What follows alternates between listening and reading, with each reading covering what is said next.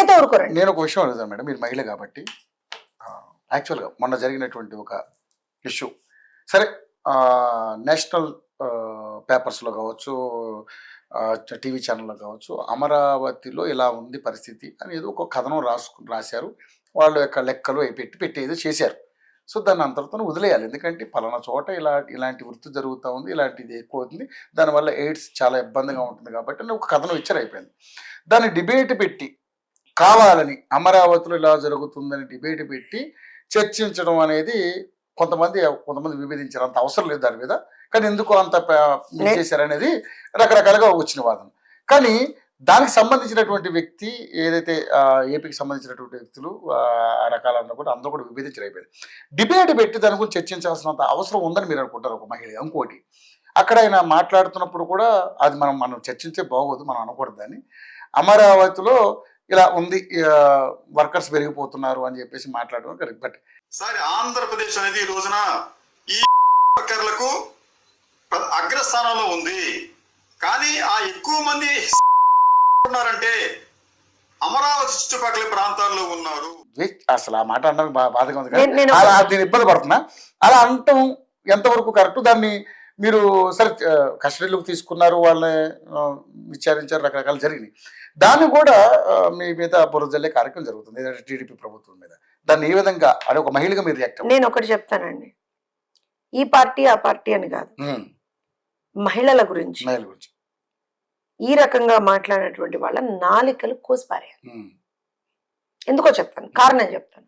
వాళ్ళ దృష్టిలో మహిళలంటే second grade citizens, మహిళలు వాళ్ళకి సరి సమానం అని వాళ్ళు అనుకోరు. మహిళ ఇప్పుడు మన మన మన కల్చర్ ఎలా ఉంటుందంటే, మనం ఎవరినైనా సరే తల్లితో సమానంగా చూస్తాం. మనం ఎవరైనా, ఇప్పుడు మీరైనా ఎవరైనా సరే బయట ఎవరు ఒక మహిళ కనపడితే అమ్మా అని నోరారా పిలుస్తారు. అది మన కల్చర్ లో మనం ఇంబైబ్ చేసుకున్నాం. అలానే మనం దేవతామూర్తులను అందరినీ కూడా స్త్రీ దేవతామూర్తులు అంటే మాక్సిమం కూడా అలానే మనం కొలుస్తాం. అండ్ స్త్రీ ఏదైతే దేవతామూర్తులు ఉంటారో మనకు అప్పుడు అందరూ కూడా ఒక శక్తితోటి మనకు సమానం. అంటే అంత పవర్ఫుల్ గా ఒక విమెన్ ని మనం పోర్ట్రే చేసుకుంటాం మన కల్చర్ లో. అలాంటిది ఒక హెల్త్ రిపోర్ట్ మీరు అన్నది కూడా తప్పు రవి గారు, నేను ఎక్కడో చెప్తాను. That is not a statement or కథనం కాదండి, అది ఒక నార్మల్ ఒక హెల్త్ రిపోర్ట్. నేను చెప్తాను, హెల్త్ రిపోర్ట్ వివిధ ప్రాంతాల గురించి, స్టేట్స్ గురించి వచ్చినటువంటి రిపోర్ట్. దాన్ని అమరావతికి లింక్ చేసి మాట్లాడినటువంటి పనికి మాలిన బుద్ధి లేని సన్నాసిని పట్టుకొని ఫస్ట్ కొట్టాలండి. ఎందుకో చెప్తాను, ఆ రిపోర్ట్ అనేటువంటిది ప్రతి ఒక్క రాష్ట్రానికి సంబంధించినటువంటి రిపోర్ట్. అది ఆంధ్రప్రదేశ్ రాష్ట్రానికి ఒకటే పైనుంచే ఊడిపడ్డ రిపోర్ట్, అది అన్ని రాష్ట్రాలకి సంబంధించినటువంటి రిపోర్ట్. అది ఈ రాష్ట్రంలో ఇలా ఉంది, ఈ రాష్ట్రంలో ఇలా ఉంది, ఈ రాష్ట్రంలో ఇలా ఉంది.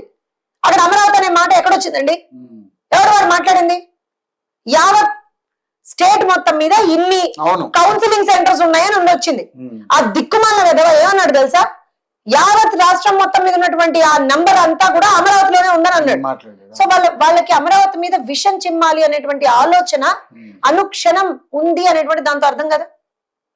ఒక హెల్త్ రిపోర్ట్ వచ్చింది, ఆ హెల్త్ రిపోర్ట్ ని మీరు ఏం చెయ్యాలి?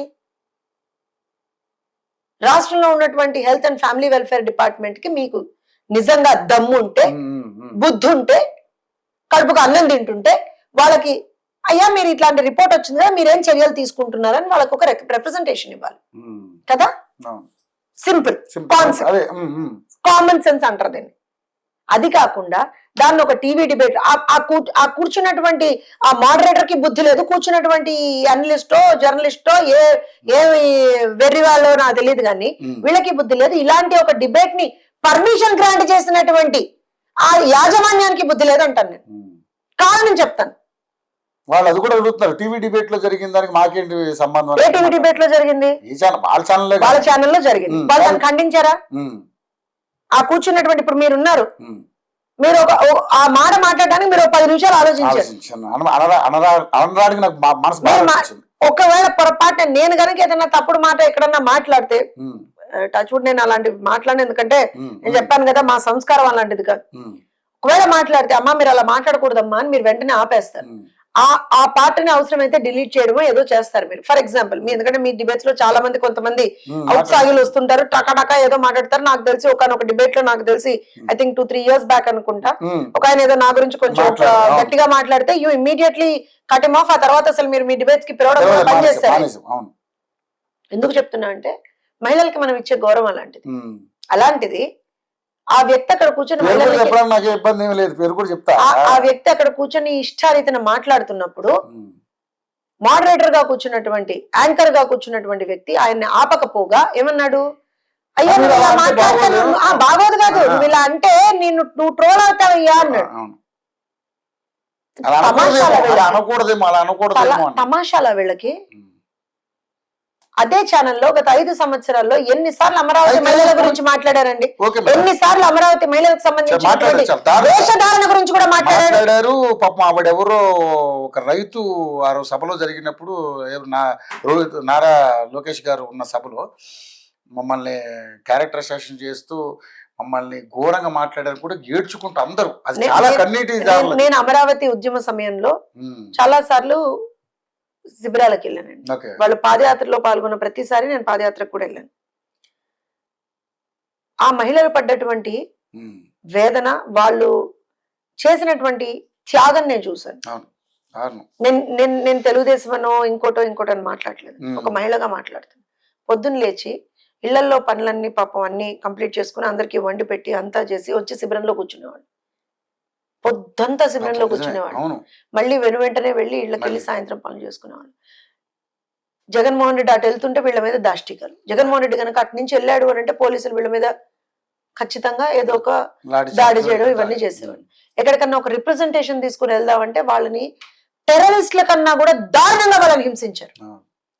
పొత్తి కడుపుల్లో కొట్టారండి ఆడవాళ్ళని, జుట్టు పట్టుకు లాగారు, గర్భవతిని కూడా చూడకుండా జుట్టు పట్టుకు లాగారు, పొత్తి కడుపుల్లో తన్నారు.